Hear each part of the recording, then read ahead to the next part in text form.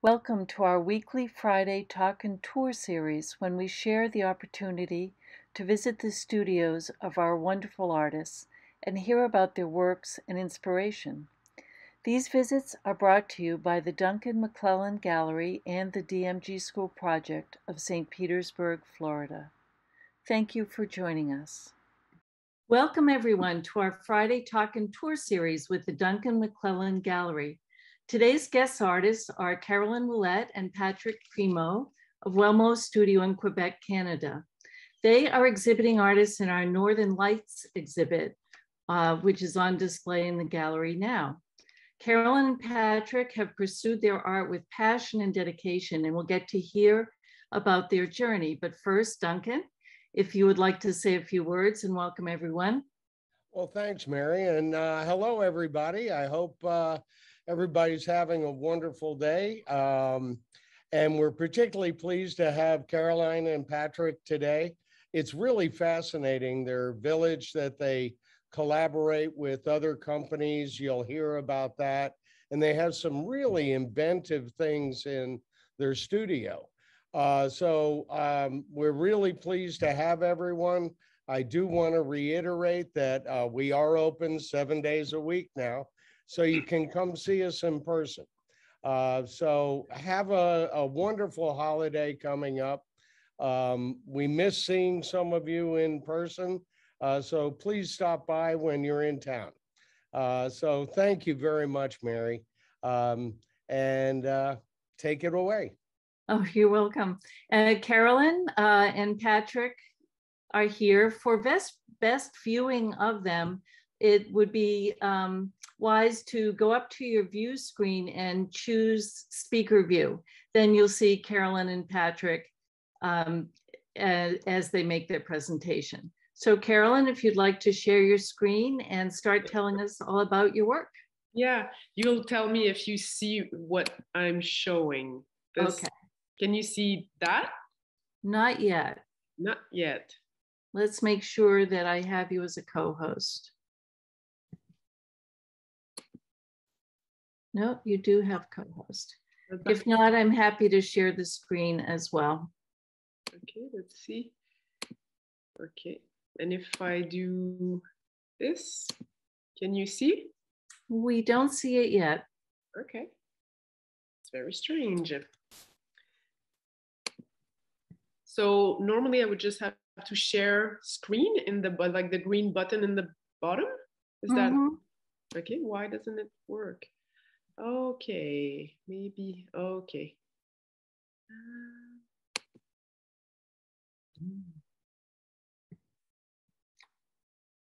I have the presentation on my screen if you'd like me to. Sure, let's do that because I don't know how, sorry. That's all right, here we go. I thought I knew. Okay. So how does that work? Yeah, well, perfect for me. Can you hear us? Yes. Yeah, okay, perfect. Okay.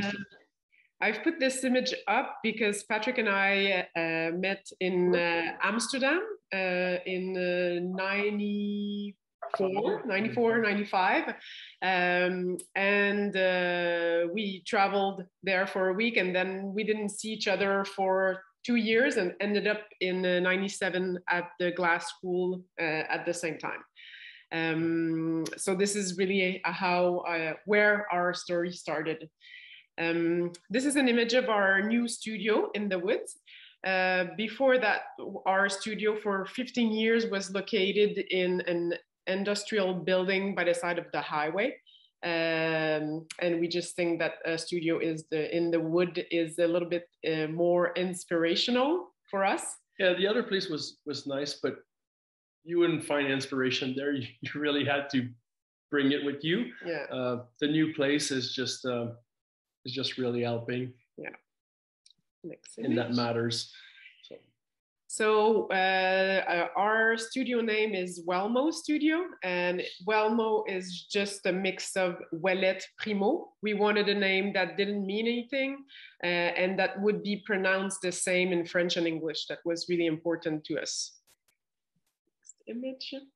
This is the team that we're currently working with. The woman name is Angela Keating. Behind is Tommy Tremblay, and behind me is Gabrielle Dubé.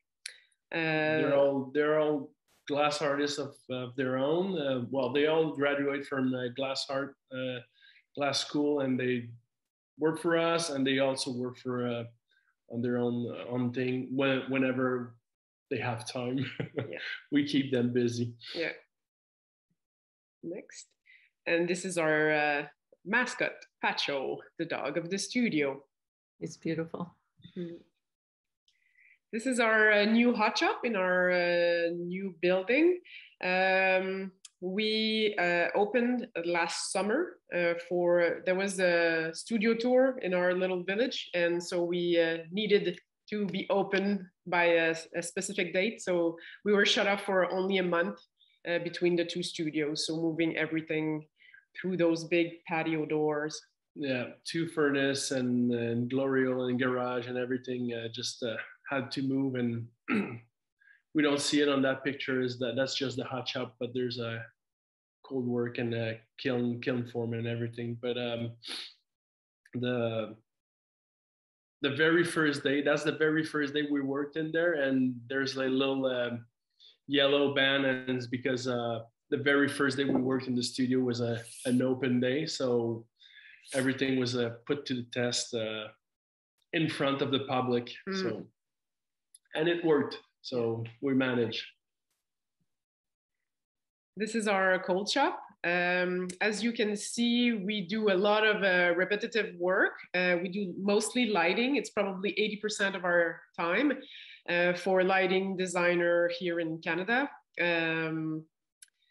Especially since the last 2 years, we've been like, because people are redecorating their house, I guess they spend more time at home, especially here.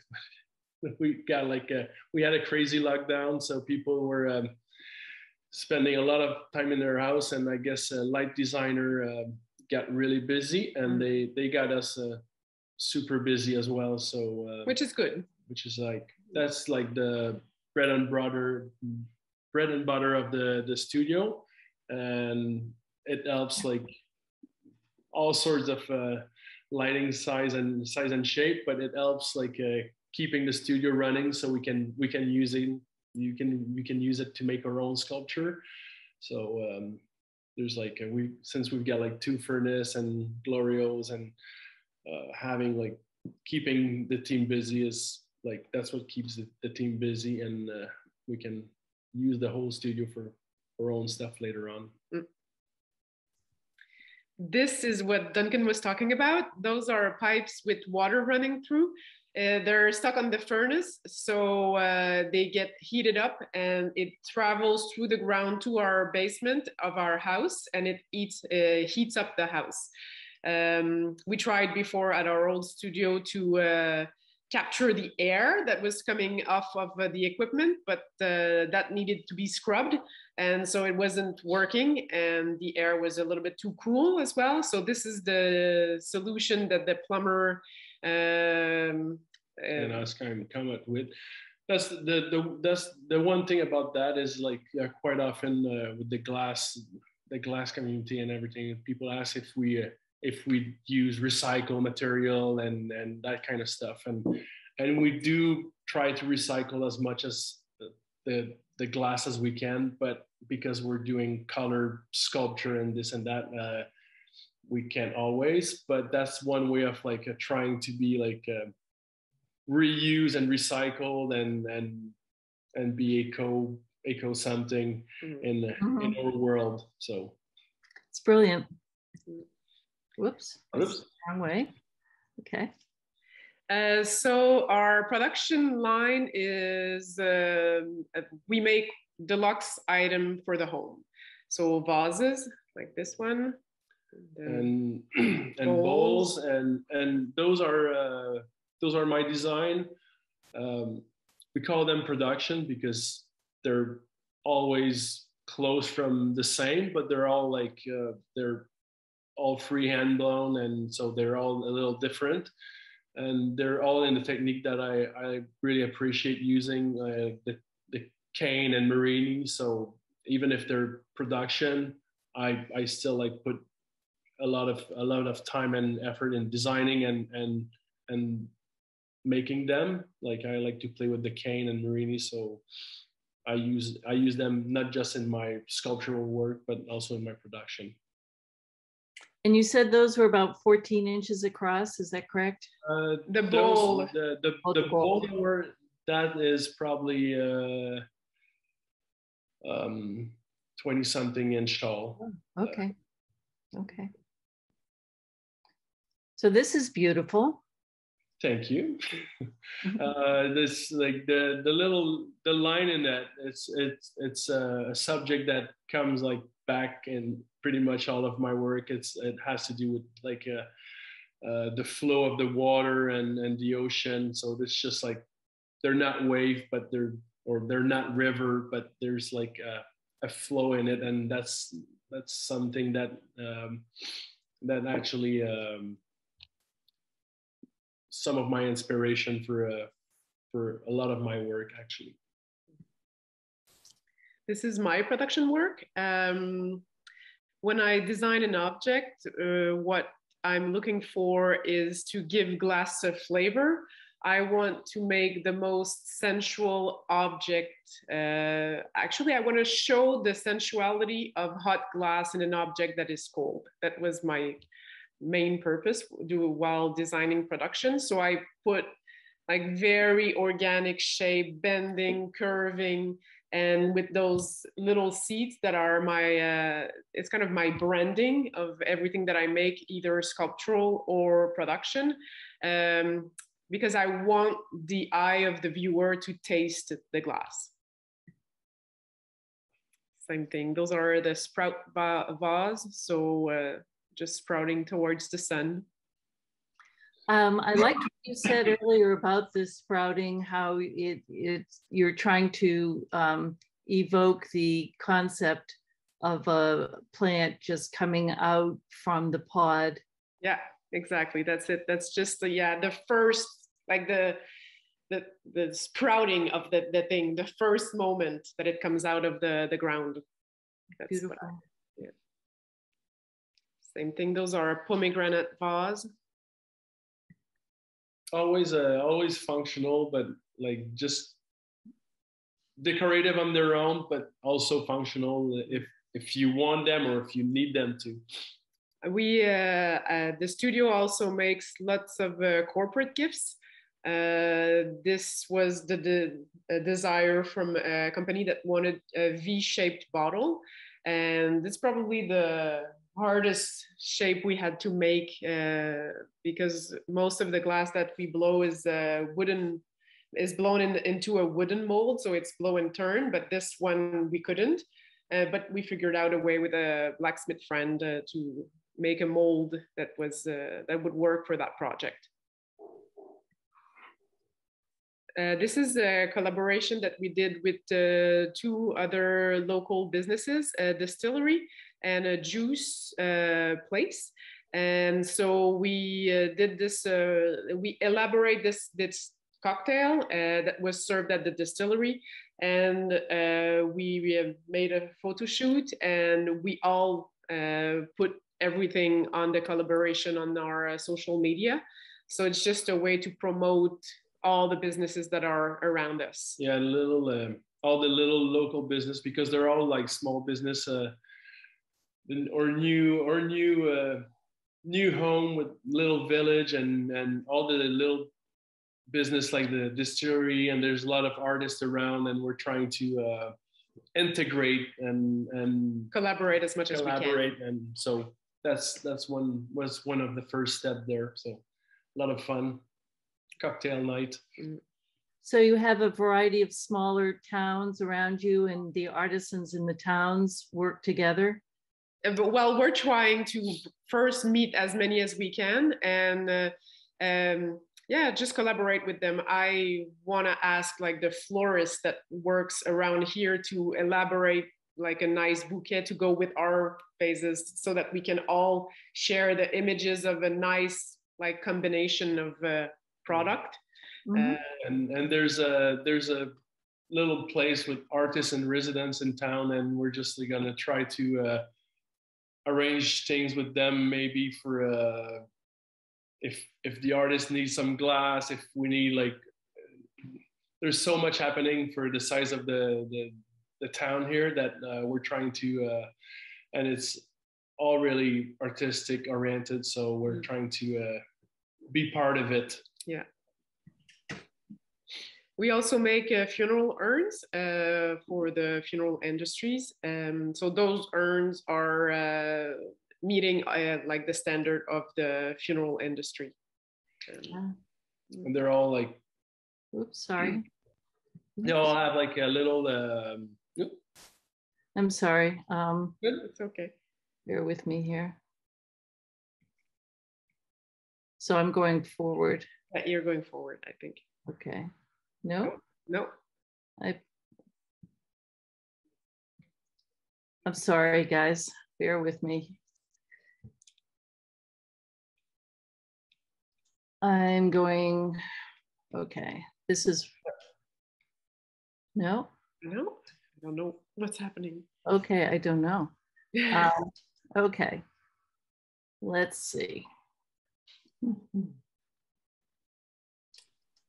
I'm going to exit my screen. Oh yeah. Back to the funeral urns that are the image, yeah, the 18. Yeah. Okay. so There you go. So All yeah, right. I was just saying like they're all have like silver leaf, and they're just like all the same, but all different, like Unique. most unique, like all of the studio stuff that we make, not just like not the sculptural, but even like even the production, even for those, they're all like they all have their own character. So that's it. And this is a project that we made for the Cardiology Institute Foundation. And there's a stent in the middle. So the stent is the thing that they put in artery to open them if need be. So that was a challenging project. So this is just to show that we don't only blow glass, but we also cast it. We cast in the hot shop, yeah. Cast in the hot shop, and Karen's doing her casting, and there's flame working. So we worked all the different technique, but casting as well. Yeah. And this was a very strange and exciting moment when we had to do a demonstration at the gas conference in Murano in 2018. We were the first demonstration on the first day. And we were very happy about that because after we could just relax. And of course, it was a little bit nerve-wracking because like, how do you want to show the Italian how to blow glass? It was just like, okay, we need to come up with the process that they don't work with. So the piece that we ended up making had a silk screen print on the marble with powder. And so they were interested in the process, and it was a very big pleasure for us because it was also a meeting of all of our life. The man with the white shirt is a French friend, François Arnaud, and Jan Poldas from Canada was also working with us, but we met him while living in Australia. So it was kind of a meeting.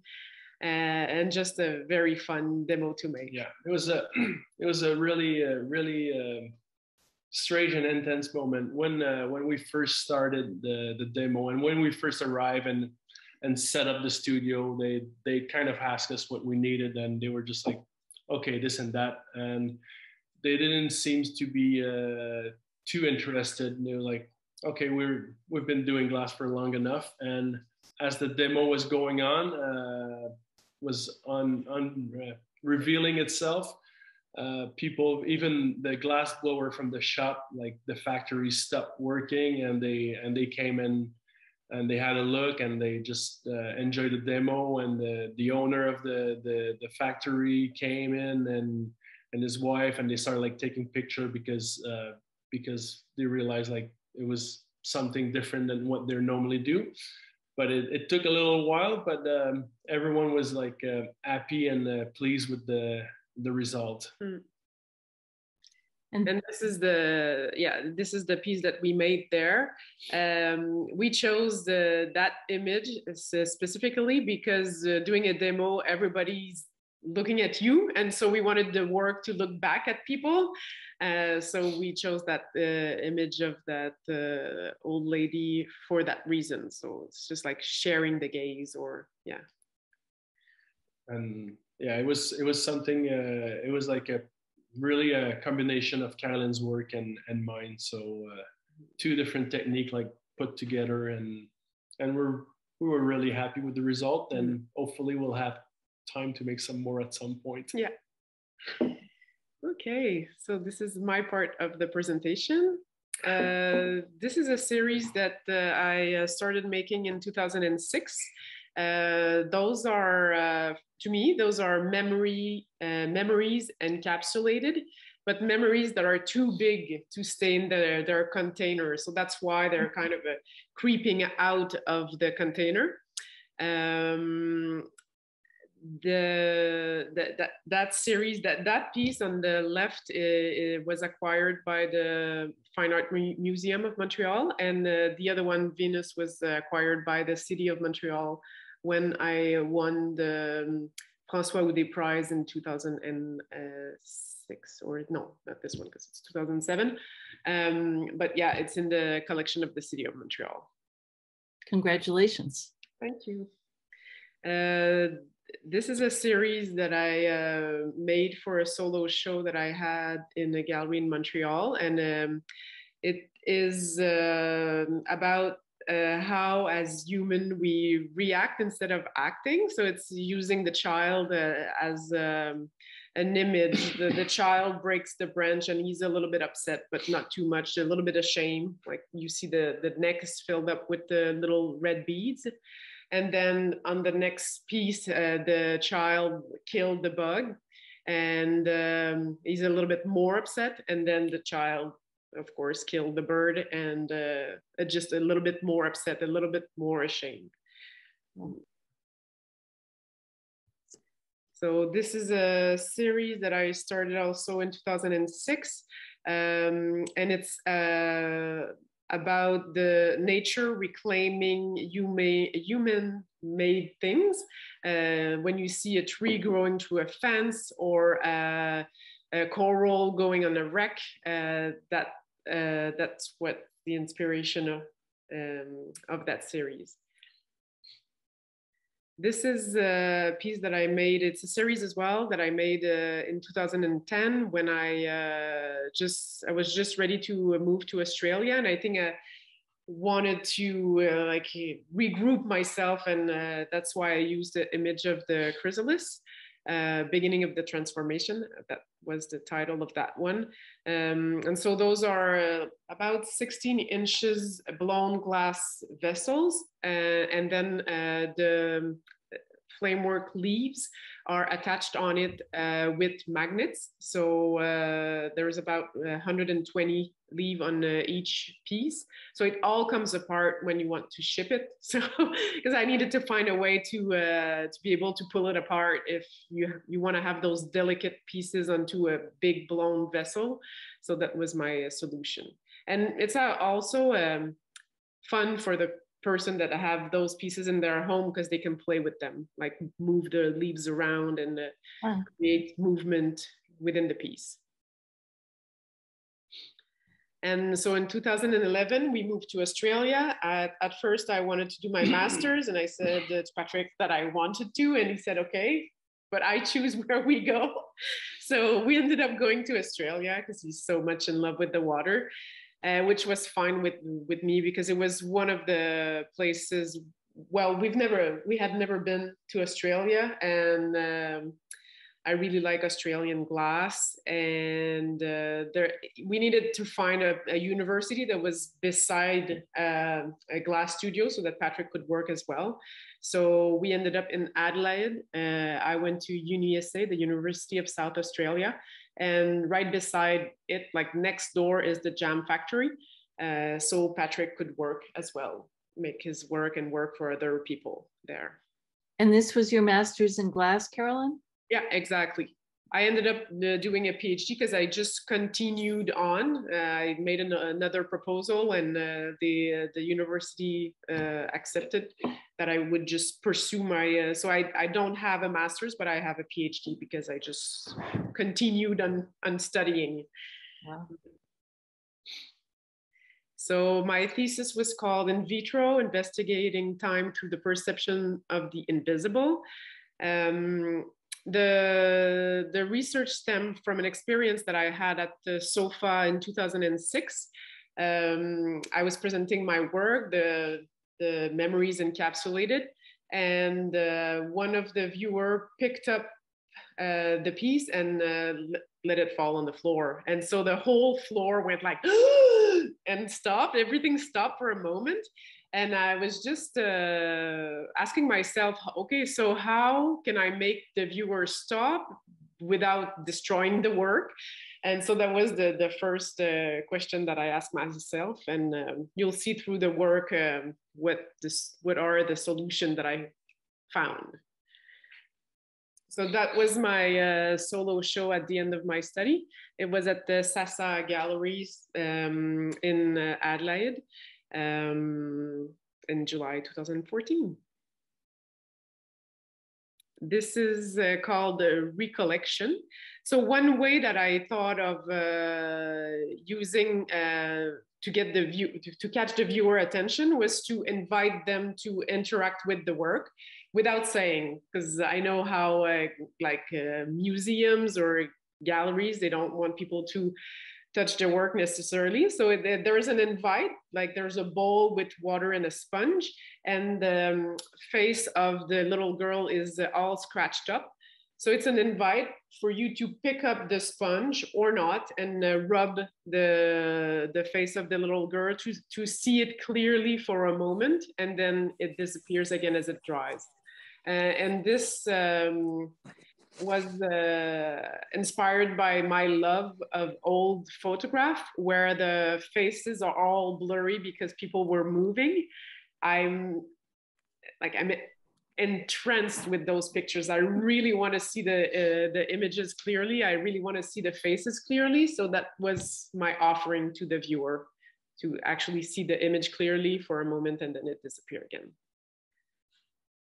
Another way that I've found to make the viewer stop is to offer them, again, without saying, a chance to make their own portrait into the frame that's on the wall. So along the wall is 50 boxes with all the kiln cast object inside. The lids are all closed. And my question was, would the viewer dare to open the boxes? And if they do, will they dare pick up an object and exchange things that are in the frame to show their own stories? People were looking into the boxes, but I asked people to actually change the frame once a day to make sure that it never remained the same for the viewers that would come and visit. So this is my story. And with that piece, I was less interested in the story behind the chosen pieces, but I was more interested in the aesthetic of the display. And I believe that if someone that I knew would choose objects, at one point I would know a little bit about what the reason why they put those objects in. And but it comes with time as well, with knowing people and with time. So I thought it was interesting. And but I was wondering, with the first day that I walked into the show after putting it up, I saw that woman looking into one of the boxes, and I was like, yes, people are taking advantage of that chance. So and then and then through the exhibition, the sound of the lid of the boxes falling on the floor was kind of the soundtrack of the show. So it worked very, very well. I was pleased with that. And this, another way that I tried to catch the attention was to do an installation that would change every day. So let's say that someone would walk by the gallery every day. They would see that the work is changing. So the first day, so this is called After the Fall, the Residue. And it's on the first day, there's just like snowflakes, glass snowflake coming from the ceiling, and then there's a salt blanket on the floor. And it had to do with the fact that being from Canada and being in Australia, my only chance to see a white surface was to see those dried out salt lake. So I made the connection between Canada and Australia that way. Next image. And so every day the installation would move, the snowbank would grow, and the snowflakes that were falling were less and less. And on the last day, I made a snow angel on the pile of salt, and like placed all the glass snowflakes on the floor as well. And the interesting thing about that is that, like Australian, because they haven't experienced snow, they would come up to this thing and they would not see a snow angel. They didn't know what they were looking at. But like for North American, if you see that shape in the snow, it's for sure a kid that went like making a snow angel. And the only Australian that could see it was a little kid that had spent a year in the US. And I thought it was so lovely to see that it's a cultural thing, and that it means different things for different like culture. And on the last day of the exhibition, at opening night, I offered the viewer to take some of the snowflakes back home for me to remain in Australia a little bit in all the homes of my friends.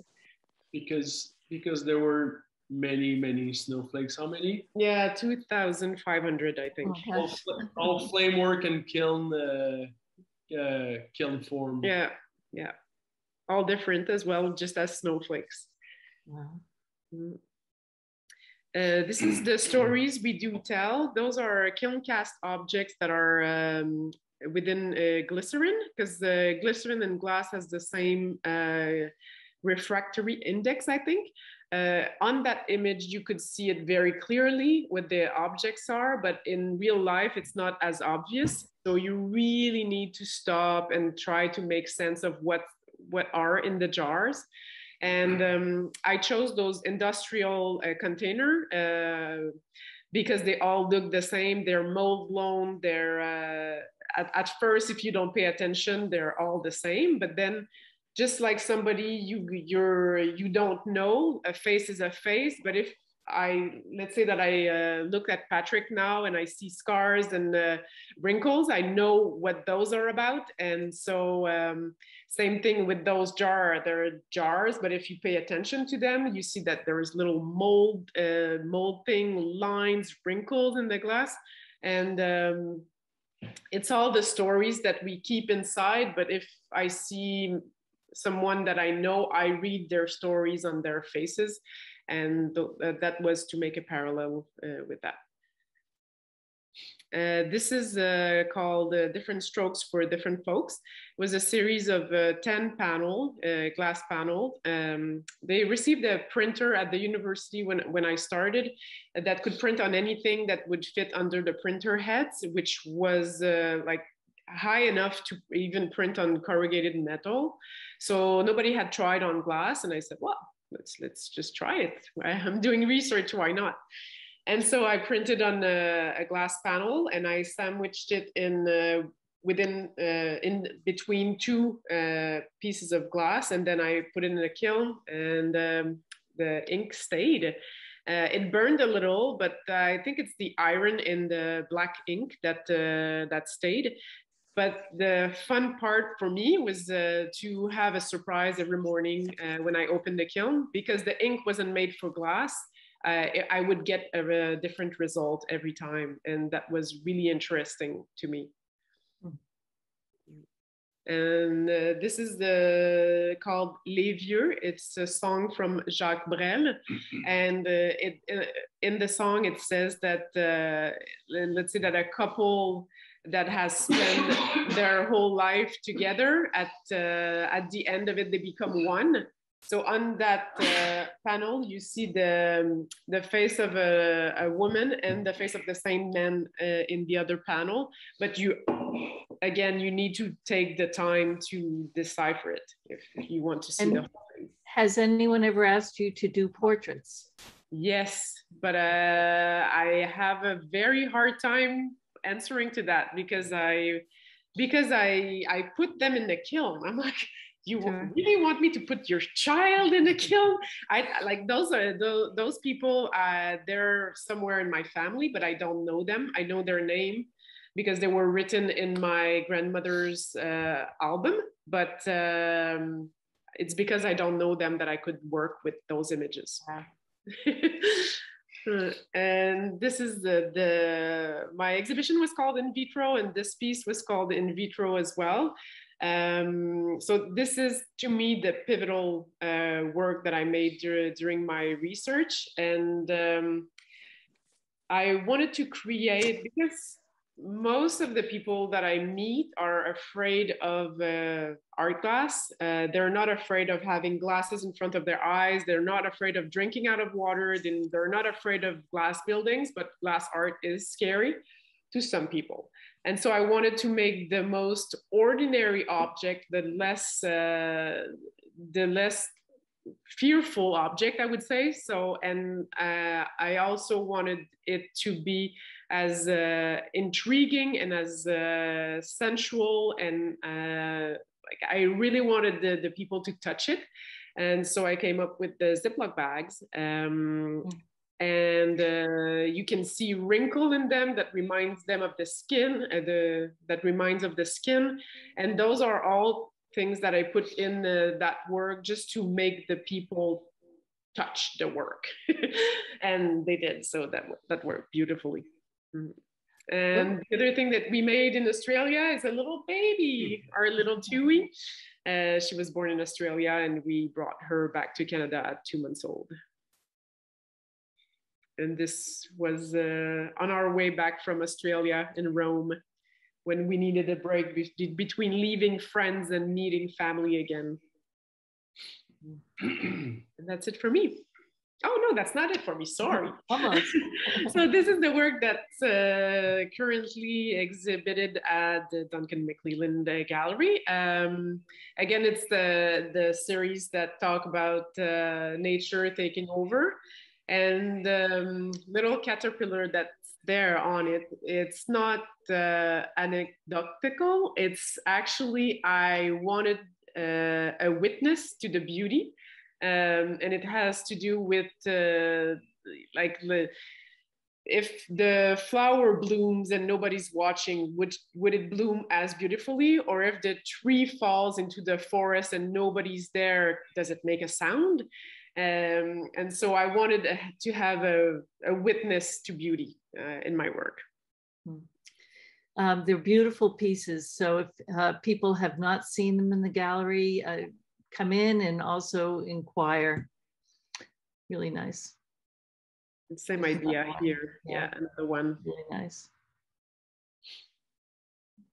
And the last piece that's exhibited at the gallery is this one. It's called Drop of Honey, or no, Taste of Honey, I think.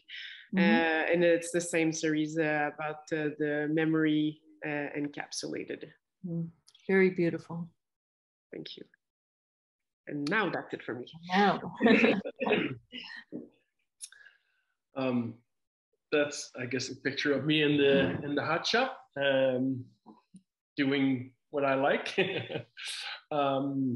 Every once in a while, I'm doing what I like, blowing glass. But every once in a while, I make goblet. I really just enjoy making them. They're a little bit of a passion within a passion. So there's like a series there.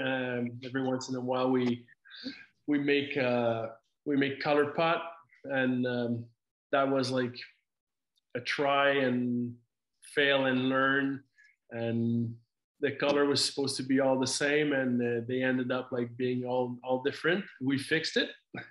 We had like a full bunch of like the same color, but we had like arranged within like one pot. That was interesting. Anyway, got some nice goblet out of it. But Beautiful. so that's a picture of me when I'm not blowing glass. What I like to do is diving, and it is a big part of my inspiration for most of my work. I do take a few pictures. So not just Arlene, mute yourself, please. I know, I can't. Sorry. I'm sorry. all good.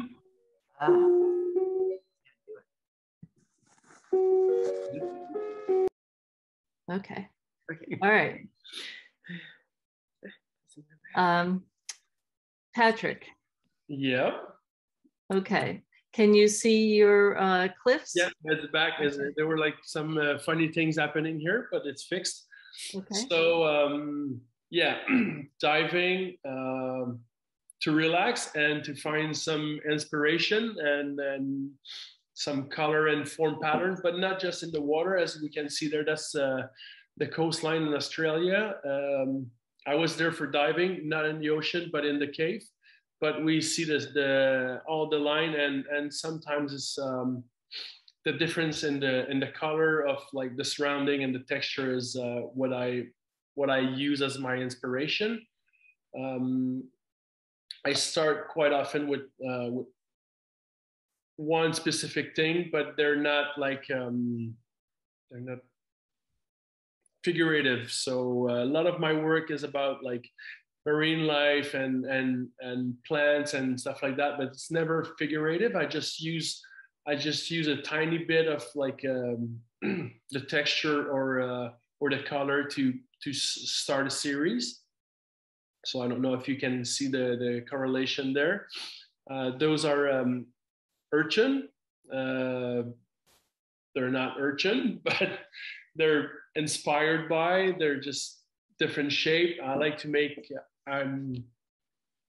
My sculpture are inspired by animals most of the time, but they're also I appreciate the design part of it. I like the design and then functional work. So I don't make my sculptural glass functional, but there's like always like a fine line in between the two. So drawing, sometimes I do drawing. Most of the time, I tell my clients if they ask for drawing that I'm not too good at it, and they shouldn't put too much pressure on that, because I think I'm a much better glassblower than drawer or painter. So, but for the team in the studio, it's always good to know where we're going and the size and scales and proportion.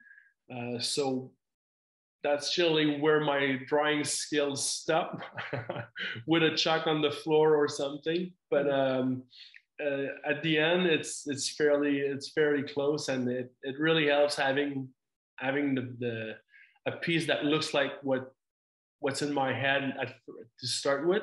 If I don't put it in scale or something like that, and then you start and you don't know where to stop, and sometimes you just overshoot. So that's in the hut shop. Most of my work is not like super big, but decent size, and it's always teamwork. Sometimes, most of the time, 3, sometimes more, up to 4. There's just like someone taking the picture, but we never make those with a team of less than 3 people.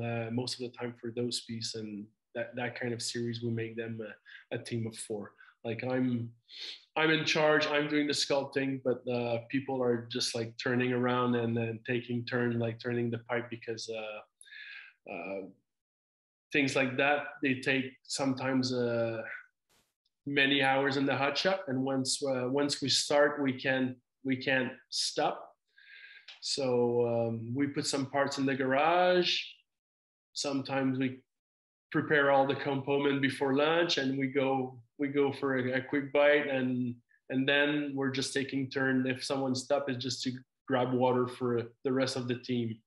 So that piece there was in the New Glass Review. Part of a series, like you'll see, I'm going towards like using same color in the encalmo and one part and the other of the piece, but we'll see that.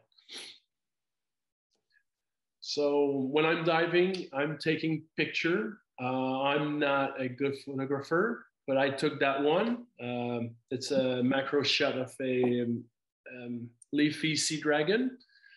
But I take picture just to remember myself, like what was so amazing about that thing that I've seen, and because sometimes I see something and I'm just like, that color match, that color pattern is like something I could use in my work. But if I don't take a picture, I'll just forget. You see something and you realize it's beautiful and it works perfectly, but you wouldn't think of it, and it's just like so I can go back and see like, oh yeah, that's why, and that's what that part I want to use in my work to make it happen.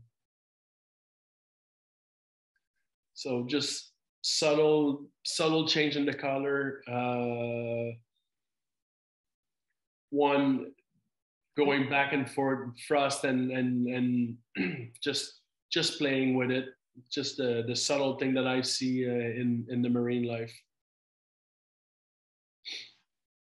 So those, they're just, we don't see them on the picture, of course, but they were moving underwater, and they were just like going with the tide and the wave, and they're just like tiny, but so many of them, and they're just like repetitive, and they all look the same, and they're just like kind of floating around. So that's like inspiration for some marinis and some work.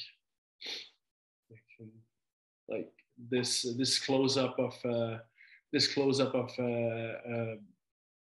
every, I think we can see every little square is a little marini. So within everything, there's like that movement that I liked in what I see. And here's the piece. Here's the piece. So that's just like for the marinis as well. Color, there's sponges, but macro shot, I really like to take like a close-up shot and look at what's going on in a very specific area and of something, and those are all underwater, but it could be like, sometimes I say like, it could be a brick wall. If I'm walking in the city, it could be like looking close at a brick wall and looking at the pattern that are like, if you just walk by, you don't see it. You see like the big picture. But what I like is to just like focus on something and take part of that and try to not reproduce it, but get inspired by it for my work. So same again, big piece. Those are maybe like over 30-inch tall. A lot of fun for all the team. Little, I don't know how those are called, but they're just amazing. The color is not there, but because of my talent as a picture photographer, but that again, just like, it just move and they shrink and they just blow back, and the lines in it reminds me, what I like about the glass is like a lot of my work is also like going forward, like towards the technique. I enjoy the process, so I enjoy the technique. the cane and that kind of stuff, and I can actually use it to render some sort of imagery like that. So blowing and engraving. The engraving there was like inspired by like what we see like in the Seine in shallow water when it's just a little windy and really sunny outside, and it just like flickers. Sometimes you can see it in the pool, I think. But yeah, it's just like it just moves and and so it moves on the urchin and stuff like that, and that's the inspiration for it. A lot of and that was a little bit of a journey there. If people know about that, 3 years ago I was like part of the Blown Away series. It was a big challenge for me. I went there just not knowing what to expect, but it was like a personal challenge for. It was mostly for myself, like, but it was very interesting because I like the way I work for making my personal work. I like to go out, get inspired, come back, think about it, try something, put it away, trying something else, figure out like the way to do it, and that's so not what we were expecting to do there. They were just throwing concept at us, and it was like pretty much like speed dating for conceptual art. So it was a big challenge for me, but it was fun, and I think I ended up like making some lovely work. Which one of that is that piece you can see now. It's because I think it was actually more closer from what I'm used to make. They wanted like something floral, so I've looked at the dandelion and I tried to make it like a big one, and I focus on the Marini work and the inner part of the dandelion. So that was fun, but obviously that one was like my favorite piece that I make and the one that I got out of the competition, sadly, but still a lot of fun to make.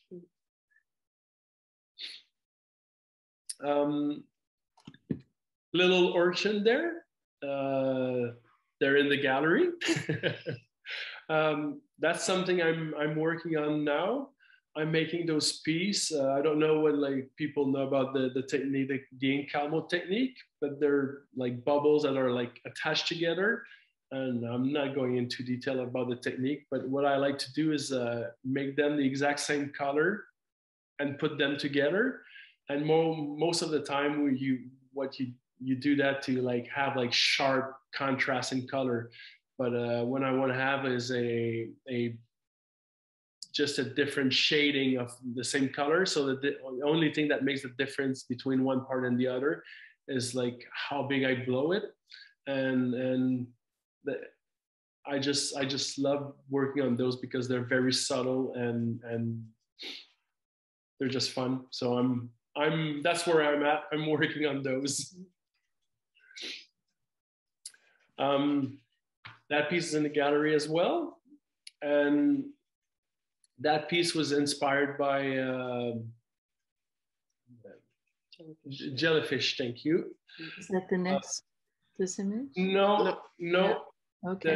The little string, those are arcane work, which is just like something that I like to do. But as I was making them, sometimes the pattern, especially in that kind of technique, resembled to me a lot like the little stingy string on the jellyfish. So that's why I put it like on a translucent, because that's when you swim, you don't see them, but they're there. And then all of a sudden they're really hard to see, but when you see them, they're really there. So that's why it's on the translucent, and it really has like that kind of thing that it's there and it's moving in the water, and they're all like squiggly and turning into each other, but they're very subtle, and so that's the starting point for that piece. And that's a cuttlefish. They're super good at changing color, even better than octopi.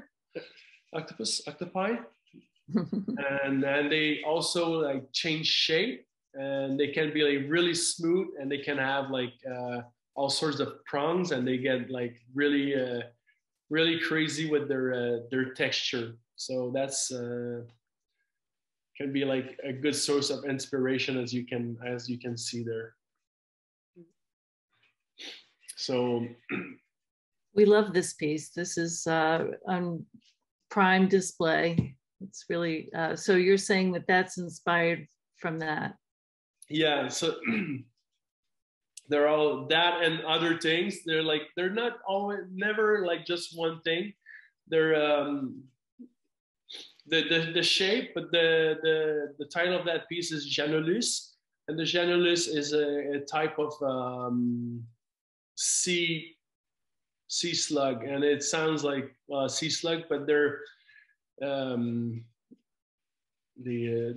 nudibranch. They're like the butterfly of the ocean. They come in all sorts of color and shape and size, and they're just like, and they're from a 1/4 inch long to like 5 inch long, and they just have like those amazing shape and color.